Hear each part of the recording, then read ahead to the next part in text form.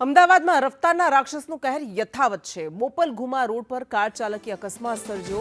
Car ચાલક BRTS ટ્રેકમાં બેફામ રીતે કાર ચલાવતો હતો। બેફામ કાર ચાલકે બીઆરટીએસ ટ્રેકની રેલિંગ તોડી નાખી અને અકસ્માત સર્જી ઘટના સ્થળેથી તે ફરાર થઈ ગયો। આ સમગ્ર મામલે પોલીસે વધુ તપાસ હાથ ધરી છે। તો અમદાવાદમાં છાશવારે આવી ઘટનાઓ બનવા લાગી છે। દર થોડા દિવસે રફતારના રાક્ષસનો કહેર સામે આવે છે, જ્યાં તે ક્યારેક જિંદગીઓ કચડતો રહે છે, ગંભીર રીતે ક્યારેક ઇજાગ્રસ્ત કરે છે લોકોને। અને અમદાવાદના બોપલની આ વધુ એક ઘટના કે જ્યાં બોપલ ઘુમા રોડ પર કારે અકસ્માત સર્જ્યો હતો। બે વાહનોને અડફેટે લઈ લીધા હતા। પૂરપાટ ઝડપે આવતી કારે કોન્સ્ટેબલ યુવરાજસિંહ વાઘેલાએ અકસ્માત કર્યો। યુવરાજસિંહ માધુપુરા પોલીસ સ્ટેશનમાં ફરજ બજાવે છે। પોલીસ કર્મી કાર ચાલકે લારીને પણ અડફેટે લીધી હતી। અકસ્માતમાં 3 લોકોને સામાન્ય ઈજા પહોંચી છે। આ સમગ્ર મામલે પોલીસે વધુ કાર્યવાહી હાથ ધરી છે।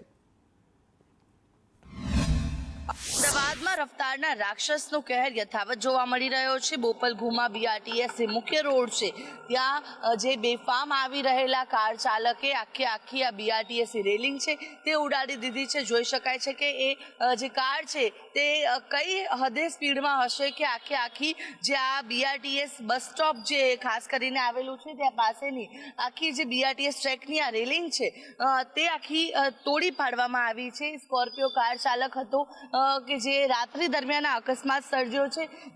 જે રીતે હાલ આ અકસ્માતને લઈને આખું જોઈ શકાય છે કે રેલિંગ છે તે તૂટી ગઈ છે અને પોલીસ દ્વારા હવે વધુ તપાસ કરવામાં આવશે કે કાર ચાલક કોણ હતો।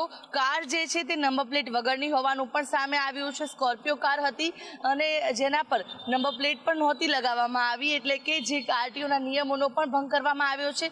બીજી તરફ જે આ કાર ચાલક છે તે નશામાં ધૂત હોય તેવી પણ પ્રાથમિક માહિતીઓ છે સૂત્રો દ્વારા તે પણ પ્રાપ્ત થઈ રહી છે। જો કે હવે કાર ચાલક કોણ હતો, કઈ રીતે અકસ્માત સર્જ્યો અને અકસ્માતથી કોઈને ઈજાઓ પહોંચી છે કે કેમ તેને લઈને પોલીસ દ્વારા વધુ તપાસ હાથ ધરવામાં આવશે। જો કે કાર ચાલક જે છે તે હાલ ફરાર હોવાની માહિતી પણ સામે આવી રહી છે।